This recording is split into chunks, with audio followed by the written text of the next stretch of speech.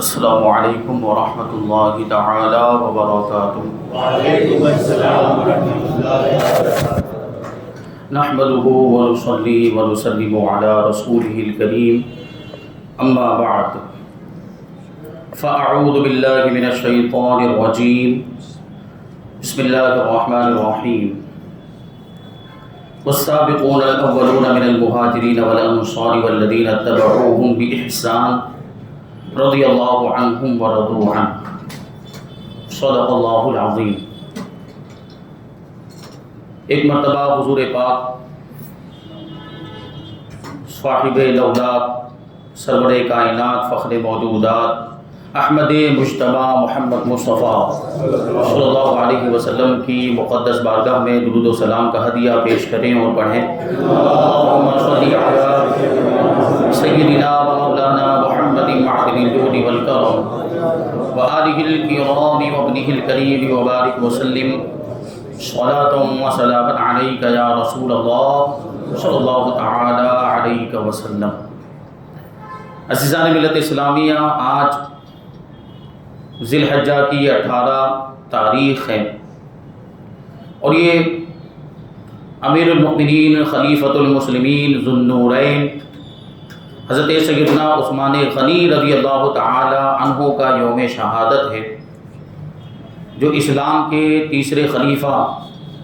رسول پاک صلی اللہ علیہ وسلم کے تیسرے خلیفہ ہیں۔ اسی مناسبت سے آج ہم انشاءاللہ تبارک و تعالی سیدنا عثمان غنی رضی اللہ تعالی عنہ کا تذکرہ کریں گے۔ حضرت عثمان غنی رضی اللہ تعالی عنہ کا نام عثمان ہے اور کنیت ابو عمر ہے، لقب ذو النورین۔ ذو النورین کا مطلب اس سے پہلے بیان کیا جا چکا ہے، اس موقع پر 2 سال سے آپ بیانات سماعت کر رہے ہیں۔ ذو النورین کا مطلب ہوتا ہے 2 نور والا، چونکہ یکے بعد دیگر ہے۔ حضور پاک صلی اللہ علیہ وسلم کی 2 صاحبزادیاں حضرت عثمان غنی رضی اللہ تعالی عنہ کے نکاح میں آئیں، حضرت بی بی رقیہ اور حضرت بی بی ام کلثوم رضی اللہ تعالی عنہما، اور حضور پاک صلی اللہ علیہ وسلم خود بھی نور ہیں اور آپ کی اولاد بھی نور ہے۔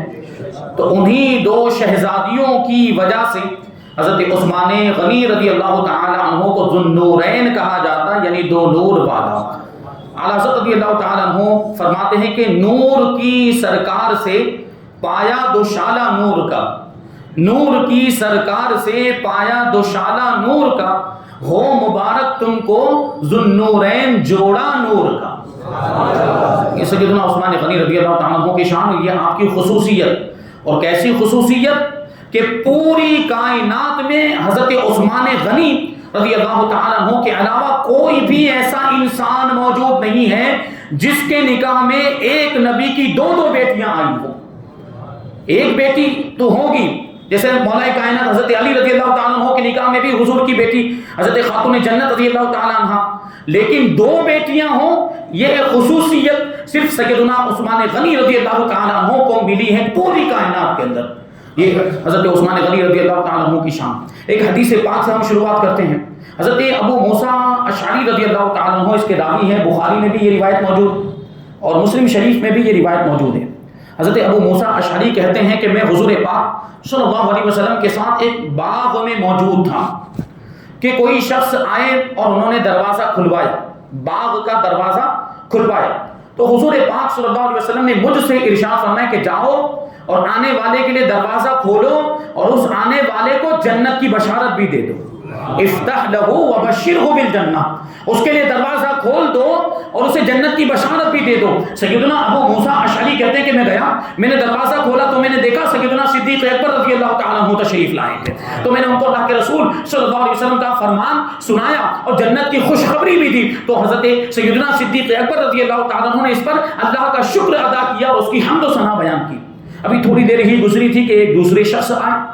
اور انہوں نے بھی باغ کا دروازہ کھلوایا، تو حضور پاک صلی اللہ علیہ وسلم نے مجھ سے ارشاد فرمایا کہ افتح لہو وبشرہ بالجنہ، کہ ان کے لیے بھی دروازہ کھولو اور ان کو بھی جنت کی بشارت دے دو۔ یہ جو دوسرے نمبر پر آیا ہے اسے بھی جنت کی بشارت دے دو۔ حضرت سیدنا ابو موسیٰ اشعری کہتے کہ میں گیا، میں نے دروازہ کھولا تو حضرت فاروق اعظم رضی اللہ تعالیٰ عنہ تشریف لائے ہوئے تھے۔ میں نے ان کو اللہ کے رسول صلی اللہ علیہ وسلم کا فرمان سنایا اور ان کو بھی جنت کی بشارت دے دی اور جنت کی خوشخبری سنائی، تو حضرت فاروق اعظم رضی اللہ تعالیٰ عنہ نے بھی اللہ کا شکر ادا کیا اور اس کی حمد و ثنا بیان کی۔ ابھی تھوڑی دیر گزری تھی کہ ایک تیسرے شخص آئے اور انہوں نے بھی باغ کا دروازہ کھلوایا۔ حضور نے مجھ سے ارشاد فرمایا کہ جاؤ ان کے لیے بھی دروازہ کھول دو، افتح لہ وبشرہ بالجنہ علی بلویٰ تصبہ، یہ الفاظ اس میں زیادہ ہیں۔ ارشاد فرمایا کہ آنے والے کے لیے دروازہ کھول دو اور آنے والے کو اس مصیبت اور تکلیف پر جنت کی بشارت دے دو جو مصیبت اس کو پہنچنے والی ہے، جو تکلیف اس آنے والے کو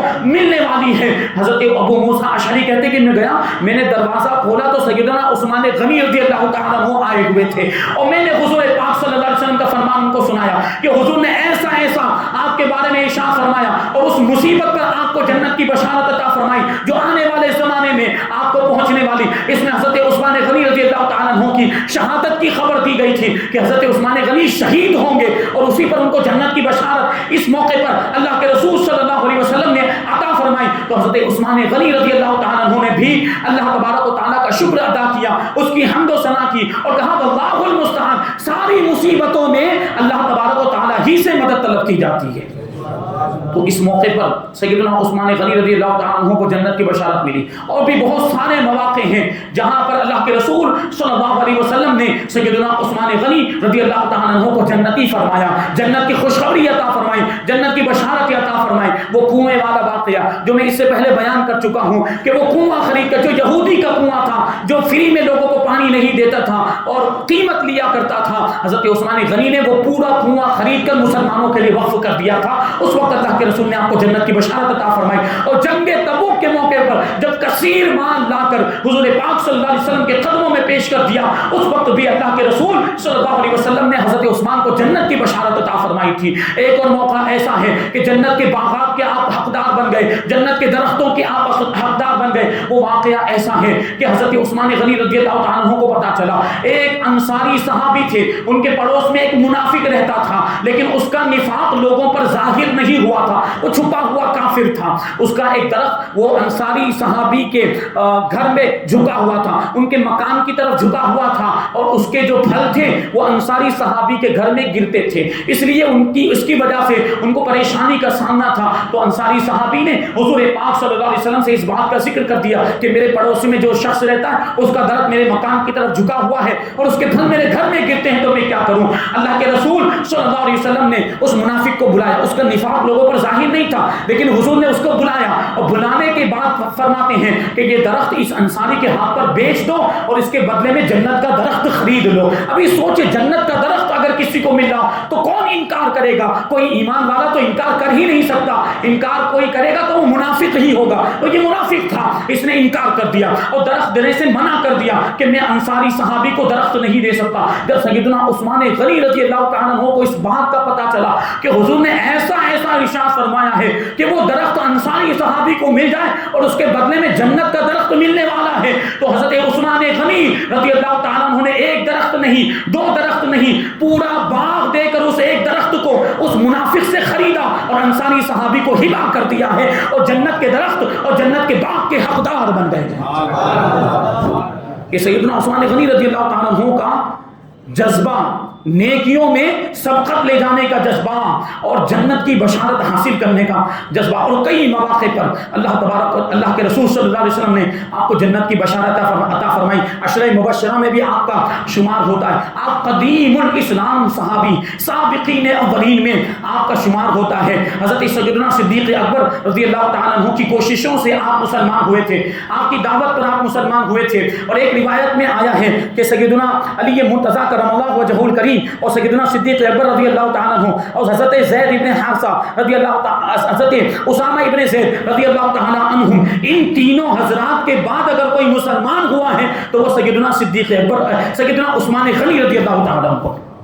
یہ اور خواتین میں حضرت ام المؤمنین خدیجہ الکبریٰ رضی اللہ تعالی عنہا یہ ایمان لا چکی تھی. یہ تین حضرات مردوں میں حضرت علی، حضرت سیدنا صدیق اکبر اور حضرت اسامہ ابن زید جو حضور کے متبنہ تھے، جن کو حضور نے گود لیا، بیٹا بنایا تھا. ان تینوں حضرات کے مسلمان ہونے کے بعد سیدنا عثمان غنی رضی اللہ تعالیٰ عنہ مسلمان ہوئے. جب آپ اسلام لے آئے، جب آپ اسلام کے دامن سے وابستہ ہو گئے تو آپ کے پورے خاندان والے بھڑک گئے اور پورے خاندان والے آپ سے ناراض ہو گئے. خاص طور پر آپ کا چچا حکم ابن ابی العاص جس کا نام تھا، وہ بہت زیادہ ناراض ہوا اور اتنا زیادہ غصہ ہوا کہ اس نے حضرت عثمان غنی رضی اللہ تعالیٰ عنہ کو رسی سے باندھ دیا اور کہنے لگا کہ تم نے اپنے باپ دادا کے مذہب کو چھوڑ دیا اور ایک دوسرا نیا مذہب اختیار کر لیا ہے. جب تک تم اپنے باپ دادا کے مذہب کو پھر سے اختیار نہیں کرتے اور اس نئے مذہب کو نہیں چھوڑتے، ہم تم کو نہیں چھوڑیں گے اور اسی طرح رسی میں باندھ کے رکھیں گے. تو حضرت عثمان غنی رضی اللہ تعالیٰ عنہ نے اس وقت اپنے چچا کو جواب دیا تھا، واللہ لا ادعوہ ولا ابدا ولا افارقہ. ارشاد فرمایا کہ خدا کی قسم میں اب ہرگز بھی اسلام کو نہیں چھوڑ سکتا اور نہ ہی اسلام کی محبت میرے دل سے نکل سکتی ہے. تم میرے جسم کے ٹکڑے ٹکڑے کر دو، یہ تو ہو سکتا ہے، لیکن اسلام کی محبت میرے دل سے نکل جائے یہ ہرگز نہیں ہو سکتا. حضرت عثمان غنی رضی اللہ تعالی عنہ کا استقلال جب آپ کے چچا نے دیکھا تو اس نے مجبور ہو کر پھر آپ کو رہا کر دیا. یہ حضرت عثمان غنی رضی اللہ تعالی عنہ کی شان. اسلام میں کیسے پکے تھے اور اسلام میں کیسے مضبوط تھے. اللہ تبارک و تعالی نے وہ مقام و مرتبہ آپ کو عطا فرمایا تھا. سیدنا عثمان غنی رضی اللہ تعالی عنہ آپ کو اللہ تبارک و تعالی نے بہت سی خصوصیتیں اور بہت سی فضیلتیں عطا فرمائی، لیکن کچھ باتیں ایسی ہیں جن پر کچھ لوگوں کو سوالات بھی ہو سکتے ہیں، کچھ لوگوں کو اعتراض بھی ہو سکتا ہے. جیسے حضرت عثمان غنی رضی اللہ تعالی عنہ جنگ بدر میں شریک نہیں ہوئے تھے اور جنگ احد کے موقع پر حضرت عثمان غنی رضی اللہ تعالی عنہ ان لوگوں میں شامل تھے جب افراتفری ہوئی تھی، جب بھگدڑ مچی تھی تو میدان چھوڑ کر چلے گئے تھے. وہ جنگ احد کا پورا واقعہ تفصیل کے ساتھ سیرت کے درس میں آ چکا ہے. آپ اس کو ضرور سماعت کریں تاکہ یہ بات آپ کے سامنے واضح ہو جائے کہ وہ کیا واقعہ پیش آیا تھا اور وہ کیا صورتحال تھی کہ صحابہ کرام کو میدان چھوڑنا پڑا تھا. تو جو صحابہ کرام میدان چھوڑ کر چلے گئے تھے ان صحابہ کرام میں سیدنا عثمان غنی رضی اللہ تعالیٰ عنہ بھی تھے. اور پھر بیعت رضوان کے موقع پر، صلح حدیبیہ کے موقع پر، حدیبیہ کے میدان میں ایک درخت کے نیچے حضور پاک صلی اللہ علیہ وسلم نے جو صحابہ کرام سے بیعت لی تھی اس وقت بھی سیدنا عثمان غنی موجود نہیں تھے. آپ تو مکہ مکرمہ کے اندر تھے. تو یہ تین مواقع ایسے ہیں جس میں حضرت عثمان غنی رضی اللہ تعالیٰ عنہ کی شرکت نہیں ہو سکی. تو اس کے پیچھے ایک واقعہ ہے اور اس کا جواب حضرت عبداللہ ابن عمر رضی اللہ تعالی عنہ نے عطا فرمایا. حضرت عثمان ابن عبداللہ ابن موہب بیان کرتے ہیں کہ ایک مرتبہ ایک مصری شخص، مصر کا رہنے والا، حج کے ارادے سے بیت اللہ شریف آیا، مکہ مکرمہ میں آیا. تو اس نے وہاں پر چند لوگوں کو بیٹھے ہوئے دیکھا. اس نے پوچھا کہ یہ کون لوگ ہیں؟ جواب ملا کہ یہ قریش کے لوگ ہیں. تو مصری نے پوچھا کہ ان کا شیخ کون ہے؟ تو جواب ملا کہ ان کے شیخ حضرت عبداللہ ابن عمر رضی اللہ تعالی عنہما ہیں. تو وہ حضرت عبداللہ ابن عمر رضی اللہ تعالی عنہما کی طرف متوجہ ہو کر کہنے لگا کہ میں آپ سے چند سوال کرنا چاہتا ہوں، آپ میرے سوالوں کے جواب دیں. حضرت عبداللہ ابن عمر نے کہا ٹھیک ہے پوچھو. تو وہ کہتا ہے کہ سیدنا عثمان غنی رضی اللہ تعالی عنہ میدان احد میں میدان چھوڑ کر، جنگ احد میں میدان چھوڑ کر بھاگ گئے تھے اور آپ جو ہے اس میں مستقل استقامت کے ساتھ رکے نہیں تھے. اور دوسری بات یہ ہے کہ بیعت رضوان کے موقع پر بھی آپ موجود نہیں تھے. بیعت رضوان کے موقع پر بھی آپ غائب تھے اور اس بیعت میں بھی آپ شریک نہیں ہوئے تھے اور جنگ بدر میں بھی آپ شریک نہیں ہوئے تھے. جنگ بدر کے موقع پر بھی آپ غائب تھے. حضرت یہ جو مصری جو آیا تھا اس نے یہ جو سوالات کیے تھے حضرت عبداللہ ابن عمر رضی اللہ تعالی عنہما سے، حقیقت میں یہ سوالات نہیں تھے بلکہ حضرت عثمان غنی رضی اللہ تعالی عنہ پر اعتراض کرنا مقصد تھا. حضرت عثمان غنی رضی اللہ تعالی عنہ کی شخصیت کو مجروح کرنا چاہتا تھا وہ مصری شخص. حضرت سیدنا عبداللہ ابن عمر رضی اللہ تعالی عنہ نے فرمایا کہ تم ادھر آؤ، میں تمہارے سوالات کے جوابات دے کر تمہارے سارے شکوک کو دور کر دیتا ہوں اور تمہارے سارے شبہات کو دور کر دیتا ہوں. سیدنا عثمان غنی رضی اللہ تعالیٰ عنہ جو جنگ احد کے موقع پر میدان چھوڑ کر چلے گئے تھے تو اللہ تبارک و تعالیٰ نے ان کی اور ان کے ساتھیوں کی اس خطا کو معاف فرما دیا. قرآن پاک میں اللہ تعالیٰ ارشاد فرماتا ہے ان الذین تولوا منکم یوم التقى الجمعان انما استزلهم الشیطان ببعض ما كسبوا ولقد عفا اللہ عنہم ان اللہ غفور حلیم. کہ بے شک جو لوگ اس دن میدان چھوڑ کر چلے گئے تھے، منہ پھیر کر چلے گئے تھے، جس دن دو فوجیں آمنے سامنے ہوئی تھی تو ان کو شیطان نے لفظ دی تھی ان کے بعض اعمال کی وجہ سے، اور بے شک اللہ تبارک و تعالی تعالیٰ نے ان کی خطا کو معاف کر دیا ہے۔ جب اللہ تبارک و تعالیٰ نے ان کی اس خطا کو معاف کر دیا تو تم کون ہوتے ہو اعتراض کرنے والے؟ تو یہ اعتراض ختم ہو گیا۔ اب بیعت رضوان جنگ بدر کی بات آئی کہ حضرت عثمان غنی رضی اللہ تعالیٰ عنہ جنگ بدر میں کیوں شریک نہیں ہوئے تھے؟ تو حضرت عبداللہ ابن عمر رضی اللہ تعالیٰ عنہ نے جواب دیا کہ جنگ بدر کا یہ جو مارکہ ہے اور یہ جو واقعہ پیش آیا یہ اس زمانے میں پیش آیا جب حضور پاک صلی اللہ علیہ وسلم کی صاحبزادی حضرت بی بی رقیہ رضی اللہ تعالیٰ عنہ حضرت عثمان غنی رضی اللہ تعالیٰ عنہ کی زوجہ محترمہ یہ اس وقت بہت زیادہ بیمار تھی، تو حضور پاک صلی اللہ علیہ وسلم نے حضرت عثمان غنی کو حکم دیا تھا کہ آپ مدینہ منورہ میں ہی ٹھہرے رہیں اور بی بی رقیہ کی تیمارداری کرتے رہیں، ان کا خیال رکھتے رہیں، ان کی دیکھ بھال کرتے رہیں کیونکہ وہ بیمار ہیں اور ان کو دیکھ بھال کی ضرورت ہے، تیمارداری کی ضرورت ہے۔ تو حضور پاک صلی اللہ علیہ وسلم کے حکم کی وجہ سے حضرت عثمان غنی رضی اللہ تعالیٰ عنہ مدینہ منورہ میں ٹھہرے رہے تھے اور جنگ بدر میں شریک نہیں ہوئے، اور شریک نہ ہونے کے باوجود اللہ کے رسول نے حضرت عثمان غنی کے بارے میں ارشاد فرمایا کہ اللہ تبارک و تعالیٰ عثمان غنی کو ان مجاہدین کے برابر ثواب عطا فرمائے گا جو جنگ بدر میں شریک ہوئے، اور اللہ کے رسول صلی اللہ علیہ وسلم نے حضرت عثمان غنی کو مال غنیمت میں سے بھی حصہ عطا فرمایا۔ گویا کہ اگرچہ ظاہری طور پر آپ کی شرکت نہیں ہوئی لیکن اس طریقے سے آپ کی شرکت مانی جائے تو اللہ کے رسول صلی اللہ علیہ وسلم کے حکم کی بنا پر حضرت سیدنا عثمان غنی جنگ بدر میں شریک نہیں ہو پائے تھے۔ تو یہ دوسرے اعتراض کا بھی جواب ہو گیا۔ اور تیسرا اعتراض کہ بیعت رضوان میں بھی شریک نہیں تھے، بیعت رضوان کے موقع پر بھی آپ موجود نہیں تھے۔ تو حضرت عبداللہ ابن عمر رضی اللہ تعالیٰ عنہما اس کا جواب دیتے ہوئے اس مصری سے ارشاد فرماتے ہیں کہ اگر مکہ معظمہ میں سیدنا عثمان غنی رضی اللہ تعالیٰ عنہ سے زیادہ باعزت اور ہر دل عزیز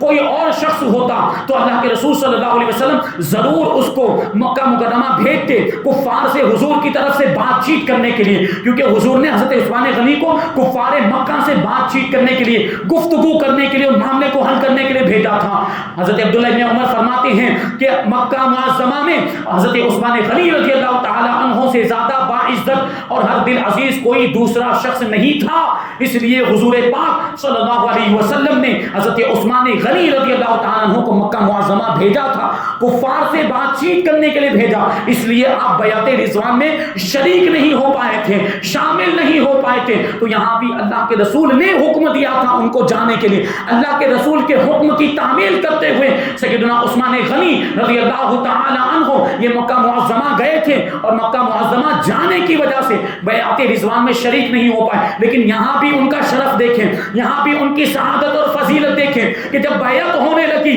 تو اللہ کے رسول صلی اللہ علیہ وسلم نے اپنا دائنا ہاتھ اٹھایا اور ارشاد فرمایا کہ یہ عثمان کا ہاتھ ہے، اور اس کو اپنے دوسرے ہاتھ پر رکھ کے ارشاد فرمایا کہ یہ عثمان کی بیعت ہو گئی۔ اب سوچے کہ یہ خصوصیت کس کو حاصل کہ اللہ کے رسول نے اپنے ہاتھ کو ان کا ہاتھ بتایا ہو، یہ سیدنا عثمان غنی ہے کہ حضور نے اپنے ہاتھ کو عثمان کا ہاتھ بتایا۔ یہ کیسی خصوصیت اور کیسی فضیلت حضرت عثمان غنی رضی اللہ تعالیٰ عنہ کو حاصل ہوئی، یہ آپ کا مقام و مرتبہ، یہ بہت سی فضیلتیں۔ حضرت عثمان غنی رضی اللہ تعالیٰ عنہ تیسرے خلیفہ ہیں۔ حضرت فاروق اعظم رضی اللہ تعالیٰ عنہ کے دنیا سے تشریف لے جانے کے بعد، آپ کی شہادت کے بعد آپ مسند خلافت پر رونق افروز ہوئے۔ جب فاروق اعظم رضی اللہ تعالیٰ عنہ کا آخری وقت آیا تو لوگوں نے آپ کی بارگاہ میں درخواست کی کہ آپ وصیت فرما دیں اور لوگوں کو نصیحت کر دیں اور اپنے لیے اپنے بعد خلیفہ مقرر فرما دیں کہ کون خلیفہ ہو سکتا ہے۔ تو حضرت فاروق اعظم رضی اللہ تعالیٰ عنہ نے ارشاد فرمایا کہ میں ان 6 لوگوں کے سوا جن سے اللہ کے رسول صلی اللہ علیہ وسلم خوش اور راضی رہ کر دنیا سے تشریف لے گئے، کسی اور کو خلیفہ بننے کے لائق نہیں سمجھتا۔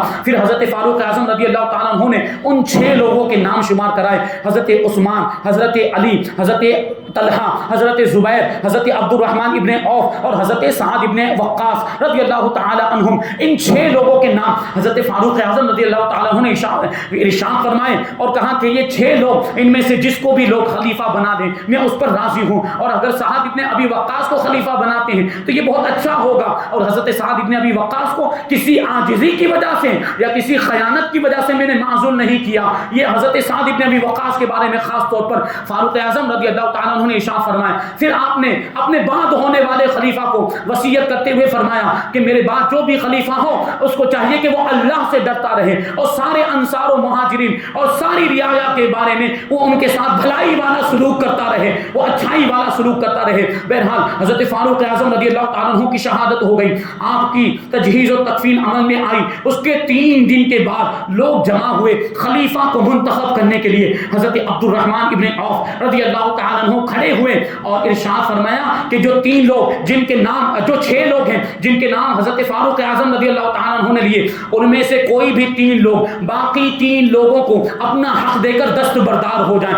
یعنی وہ خلافت کے معاملے سے الگ ہو جائیں. تو حضرت زبیر نے حضرت علی کو اور حضرت عبد الرحمن, حضرت سعد ابن ابی وقاص نے حضرت عبد الرحمن کو اور حضرت طلحہ نے حضرت عثمان غنی رضی اللہ تعالیٰ عنہ کو اپنا حق دے دیا, اپنا حق سپرد کر دیا اور وہ دستبردار ہو گئے. تو 3 لوگ اب خلافت کے معاملے سے الگ ہو گئے, حضرت زبیر, حضرت طلحہ اور حضرت سعد ابن ابی وقاص, اور 3 لوگ رہ گئے حضرت عبد الرحمن ابن عوف, حضرت علی رضی اللہ تعالیٰ عنہ اور حضرت عثمان غنی رضی اللہ تعالیٰ عنہ. اب یہ 3 حضرات ایک طرف مشورہ کرنے کے لیے چلے گئے, ایک طرف گفتگو کرنے کے لیے چلے گئے, اور حضرت عبد الرحمن ابن عوف نے ان دونوں حضرات سے کہا کہ میں خلافت کو پسند نہیں کرتا, میں خلیفہ نہیں بننا چاہتا. آپ میں سے بھی اگر کوئی خلافت سے دستبردار ہونا چاہتا ہے تو وہ بتا دے, کیونکہ جو بری ہوگا ہم اسی کو خلیفہ منتخب کریں گے, ہم اسی کو خلیفہ بنائیں گے. اور خلیفہ کے لیے ضروری ہے کہ وہ اللہ کے رسول صلی اللہ علیہ وسلم کی امت میں سب سے افضل ہو اور اصلاح امت کی سب سے زیادہ خواہش رکھتا ہو. حضرت عبد الرحمن ابن عوف نے جب یہ بات کہی کہ آپ دونوں میں سے بھی اگر کوئی خلافت سے دستبردار ہونا چاہتا ہو تو وہ بتا دے, لیکن اس کے جواب میں حضرت علی اور حضرت عثمان رضی اللہ تعالیٰ عنہما چپ رہے, خاموش رہے, کوئی جواب نہیں دیا. تو حضرت عبد الرحمن ابن عوف نے آگے کہا ٹھیک ہے کہ مجھے انتخاب کا حق دے دیا جائے, خلیفہ منتخب کرنے کا معاملہ میرے حوالے کر دیا جائے, اور میں جس کو خلیفہ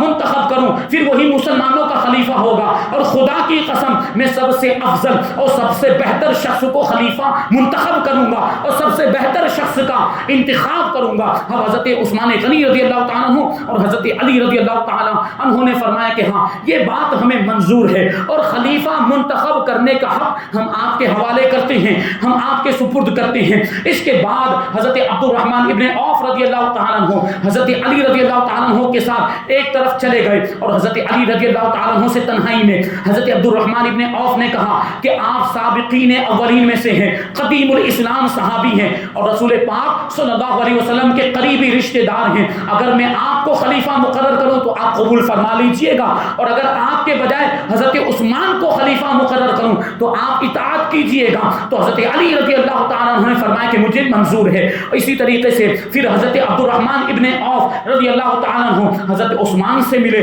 تنہائی میں ان سے بھی اسی طرح کی گفتگو کی, اور یہی بات کہی کہ اگر میں آپ کو خلیفہ مقرر کروں تو آپ قبول کر لینا, اور اگر حضرت علی کو خلیفہ مقرر کروں تو آپ ان کی اطاعت کرنا. اور اس کے بعد حضرت عبد الرحمن ابن عوف رضی اللہ تعالیٰ عنہ نے حضرت عثمان غنی رضی اللہ تعالیٰ عنہ کے ہاتھ پر بیعت کر لی. پھر حضرت علی رضی اللہ تعالیٰ عنہ نے بھی حضرت عثمان کے ہاتھ پر بیعت کر لی اور ان کو خلیفہ بنا لیا. تاریخ الخلفاء میں حضرت ابن عساکر سے یہ روایت ہے کہ حضرت عبد الرحمن ابن عوف نے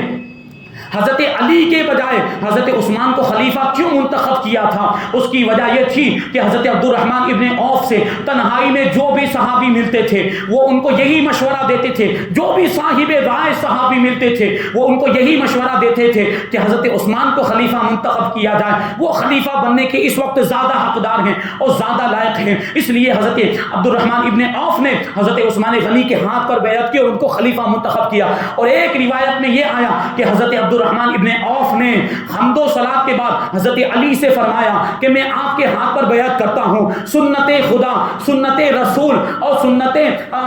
جو دو صحابہ کرام جو 2 خلیفہ گزرے ان کی سنت کے مطابق میں آپ کو خلیفہ منتخب کرتا ہوں. لیکن اس وقت حضرت علی رضی اللہ تعالیٰ عنہ نے ارشاد فرمایا تھا کہ میں اس کی استطاعت نہیں رکھتا, میں اس کی طاقت نہیں رکھتا. اس کے بعد یہی بات حضرت عثمان سے حضرت عبد الرحمن ابن عوف نے فرمائی کہ میں آپ کو خلیفہ بناتا چاہتا ہوں، آپ کو خلیفہ منتخب کرتا ہوں. اور حضرت عثمان غنی رضی اللہ تعالیٰ عنہ نے اس کو قبول فرما لیا. اس لیے حضرت عبد الرحمن ابن عوف نے ان کے ہاتھ پر بیعت کی. اسی طرح کی روایت غنیت الطالبین جو حضرت سیدنا غوث پاک رضی اللہ تعالیٰ عنہ کی لکھی ہوئی کتاب ہے، آپ کی تصنیف، اس طرح کی روایت اس کتاب میں بھی موجود ہے. اس روایت کی بنیاد پر مطلب یہ ہوگا کہ غالباً حضرت علی رضی اللہ تعالیٰ عنہ کو پتہ چل گیا تھا اور اسی وجہ سے انہوں نے انکار کیا تھا کہ عام صحابہ کرام کا رجحان اسی طرف ہے کہ وہ سیدنا عثمان غنی رضی اللہ تعالیٰ عنہ کو خلیفہ مقرر کرنا چاہتے ہیں، خلیفہ بنانا چاہتے ہیں. اس لیے سیدنا علی مرتضیٰ قدم اللہ وجہہ الکریم نے لوگوں کی مرضی کے خلاف اپنے آپ کو خلیفہ مقرر کرنا، خلیفہ بننا پسند نہیں فرمایا. یہ حضرت علی رضی اللہ تعالیٰ عنہ. اور اس طریقے سے یہ واقعات کا ایک سلسلہ ایک روایت میں ایسے بھی آیا ہے جو تاریخ الخلفاء کے اندر ہی ہے اور مسند تاریخ الخلفاء کے اندر ہی یہ روایت موجود ہے کہ حضرت عبد الرحمن ابن عوف رضی اللہ تعالیٰ عنہ یہ حضرت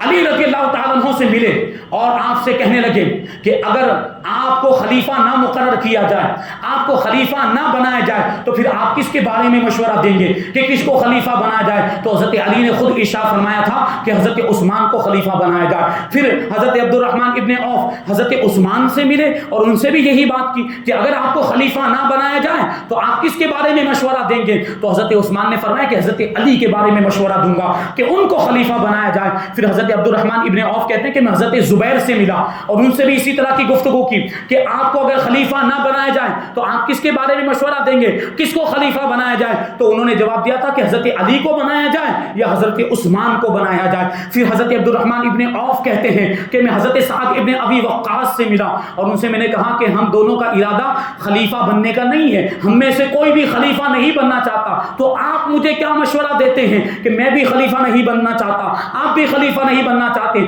تو پھر کون خلیفہ بنے؟ تو حضرت سعد ابن ابی وقاص نے کہا تھا کہ حضرت عثمان غنی رضی اللہ تعالیٰ عنہ کو خلیفہ بنایا جائے. تو حضرت عبد الرحمن ابن عوف فرماتے ہیں کہ اکثر صحابہ کرام کی یہی رائے ہوئی. اس کے بعد میں مہاجرین سے بھی ملا، ان کے بعد میں انصار سے بھی ملا، تو سب کی رائے یہی تھی، سب کی رائے یہی پائی گئی کہ حضرت عثمان غنی رضی اللہ تعالیٰ عنہ کو خلیفہ بنایا جائے. اس لیے آپ کو خلیفہ بنایا گیا. حضرت عبد الرحمن ابن عوف رضی اللہ تعالیٰ عنہ نے سب سے پہلے حضرت عثمان غنی رضی اللہ تعالیٰ عنہ کے ہاتھ پر خلافت کی بیعت کی. پھر اس کے بعد سارے انصار اور مہاجرین نے حضرت عثمان غنی رضی اللہ تعالیٰ عنہ کی بیعت کی اور اس میں سیدنا علی مرتضیٰ شیر خدا رضی اللہ تعالیٰ عنہ بھی شامل تھے. آپ نے بھی عثمان غنی رضی اللہ تعالیٰ عنہ کے دست مبارک پر بیعت کی. یہ واقعات ابھی اور بھی بہت ساری چیزیں باقی ہیں، انشاءاللہ تبارک و تعالیٰ موقع ملا تو پھر کبھی بیان کریں گے. اللہ تبارک و تعالیٰ کی بارگاہ میں دعا ہے کہ جو کچھ بھی بیان ہوا اس پر ہم سب کو عمل کرنے کی توفیق عطا فرمائے، صحابہ کرام سے بھی محبت کرنے کی توفیق عطا فرمائے اور اہل بیت اطہار سے بھی محبت کرنے کی توفیق عطا فرمائے. دونوں کے دامن کو مضبوطی سے تھامنے کی ہم سب کو توفیق عطا فرمائے اور دونوں گروہوں کی کما حقہ تعظیم کرنے اور ان سے محبت کرنے کی ہم سب کو توفیق عطا فرمائے. وما علینا الا البلاغ. السلام علیکم و سنت